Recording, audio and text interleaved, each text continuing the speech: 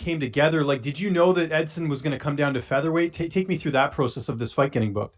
I missed the beginning part of that Oh, question. oh, no Sorry. problem. No, I was just saying, how did this matchup with Edson come together in terms of, you getting matched up with him? Because I think, we knew he was coming down to featherweight, but take me through the process of this fight getting booked.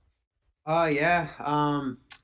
Pretty much. Obviously, we got stuck in this whole quarantine thing, and let me backtrack a little bit. Right after my last fight in February, I went home for a week to Hawaii, kind of decompress, but I got straight back into it. Got into a training camp, was helping Khabib get ready for April 18th when he was supposed to fight Tony, but obviously that fell through. So we all got locked down, got stuck in quarantine. So I kind of did some different training. I was training at home in my home gym. Kind of did no contact for about a month, and then I saw the UFC was trying to start putting on fights, and I put my name in the hat, and from there it was just it's just kind of waiting and seeing. So I started training. I got a small group of guys, started training, and then they came at me with Edson about 3 weeks, maybe 3 week notice. So I was like, that fired me up and got me motivated, got on the horse and worked super hard. So yeah, that's kind of how it all happened. And speaking of motivation, how much of a boost was it for you? I know you don't train with him all the time, but seeing Justin Gaethje win over the weekend and get the interim title, I'm sure that must have given you a little bit of a boost heading into this because I know you're very close with him. Oh, definitely. I'm super close with Justin, one of my very good friends, and I love seeing any of my friends succeed. So definitely seeing him getting that interim title was awesome. It was motivating, and that's the guy that doesn't really like to take short notice fights, but seeing him go in there and you know with that confidence and ability to push hard for 5 rounds really gave me confidence, and yeah, I'm super happy for him. And Edson's a different opponent than some of the fighters you fought in the past. Was there anyone specifically you worked with for this camp to prepare for him, or was it just the usual whatever training partners I guess you could get at the time?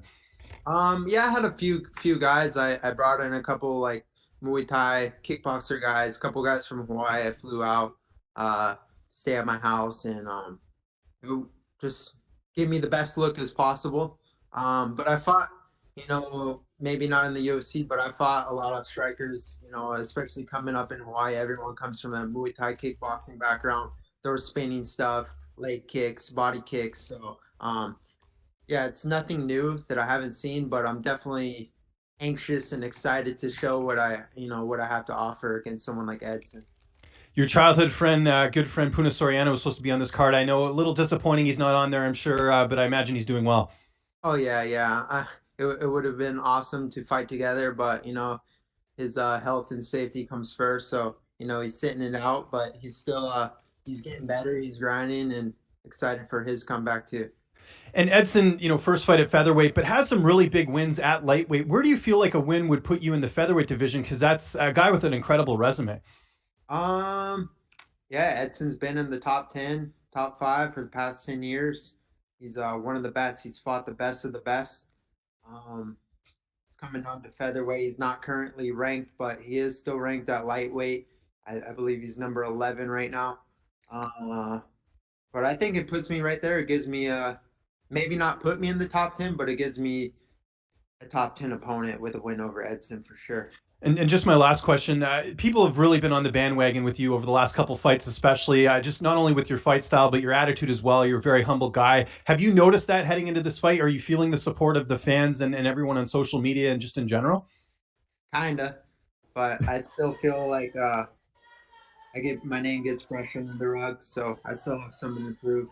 Still got to show that I could put anybody out. I could beat anybody in this division. So yeah, I still got a little work to do to get that respect I want. Thanks for the time, Dan. Yeah, you got it, James. Next, we'll go to Danny Segura with MMA Junkie. Danny, go ahead. Danny.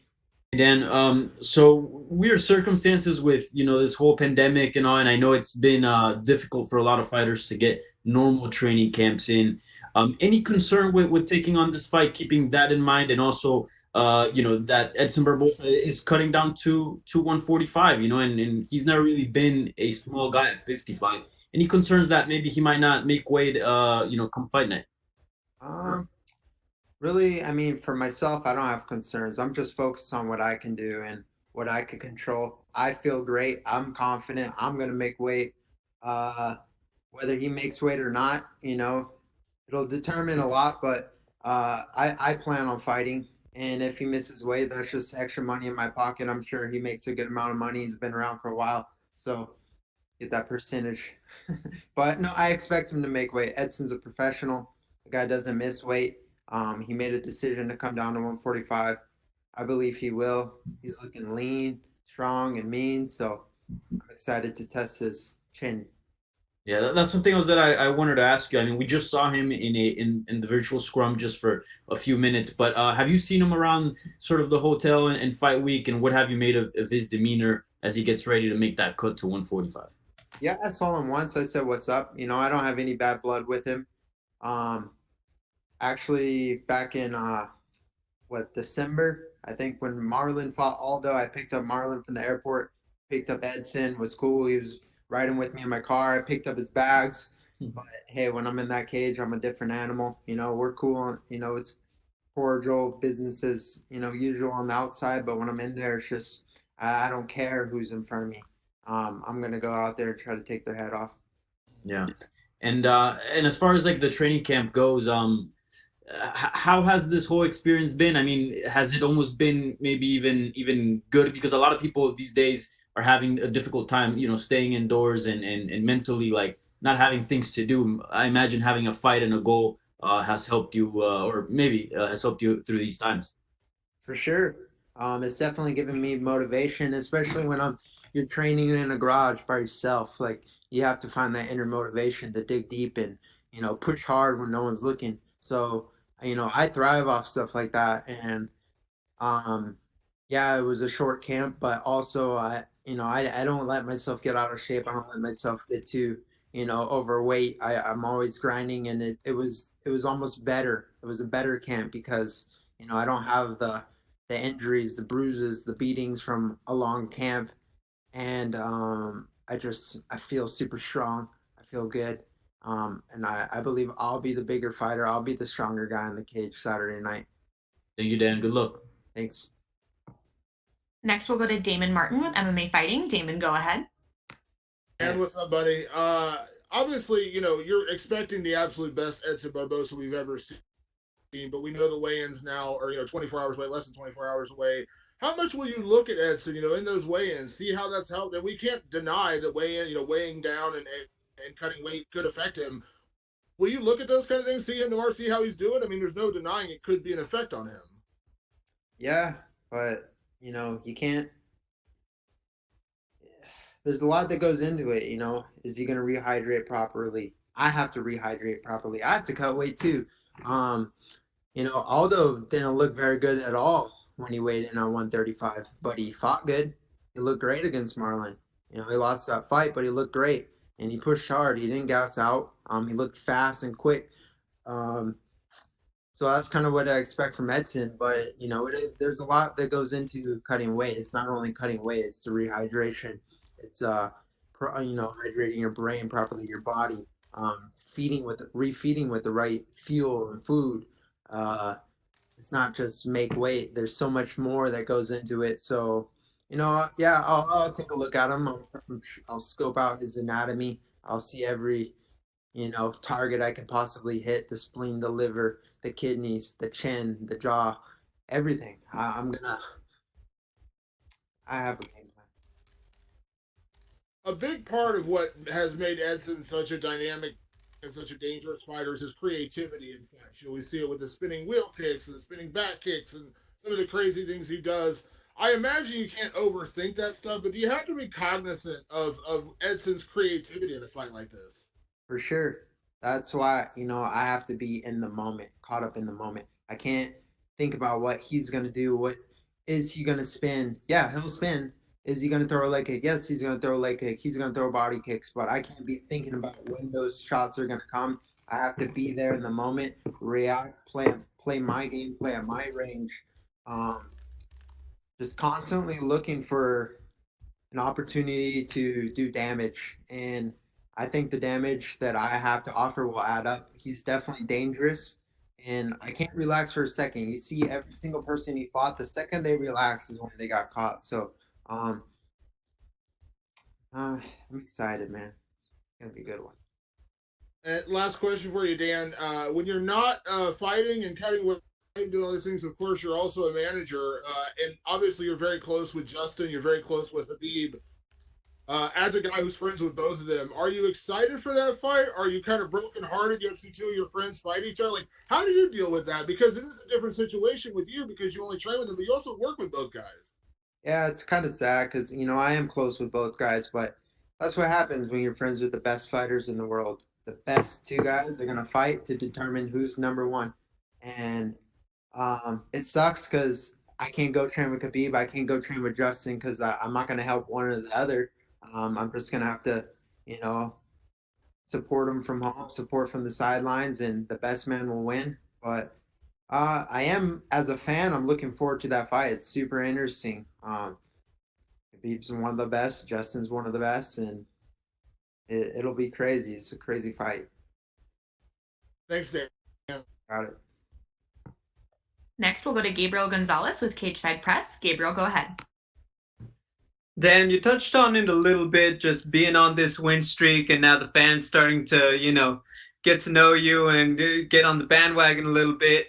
Can you just talk about what's that feeling like on a personal level? Because you make it to the UFC, which is already such a big goal, but now you're putting wins together. You're fighting guys that everyone recognizes on big events. You're going to be on ESPN. What's that like personally when you sit down and reflect on it?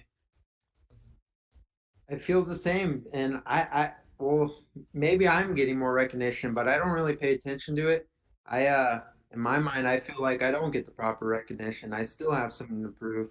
I still have to go out there and fight ferocious and vicious. I can't let my foot off the gas because I'm starting to get some fame or recognition. I have a goal, and I'm trying to get that belt, and I have every single person that steps in front of me has to go down in order to get that belt. Um, I'm here to fight the best guys in the world. That's why I took this fight against Edson. He's one of the best in the world. And I have to beat guys like Edson to show that I am the best in the world. Um, there's a lot of guys, there's a lot of sharks in this division, especially at 145. And I'm one of them. I'm coming for everyone. I'm coming for everyone's name. And I'm going to get that belt next year. There have now been two events that we've seen with no fans and a lot of fighters, just reacting to it, whether it's saying they hear the commentators very clearly and they're almost taking that advice also. As a guy going into it on Saturday, what have you taken from what everyone has said about their experience from fighting without the fans? From what I've heard, it's you could hear a pin drop in that arena. You hear everything. You hear the corners. You hear your opponent's corners. You could hear your opponent breathing. You could hear every shot, every thud, every slam, every leg kick, everything. Uh, but I love that. I think it's definitely an eerie feeling that I feed off because I'm an eerie fighter. I I'm just kind of excited to experience it. I guess you could say I've experienced it on the Contender Series, but not really because there was a lot of kind of people in there cheering for me. But yeah, I'm looking forward to it. I'm looking forward to getting real intimate in there, just hearing everything and looking for the kill. It's like a scary movie. Hey, finally, they tell you guys, hey, quarantine yourself, before weigh-ins, and then it's obviously the fight. Usually there's a little bit more flexibility, right, during the fight week. Have you thought about what's your next 50 hours or so going to be before your fight as you prepare and cut the rest of the weight?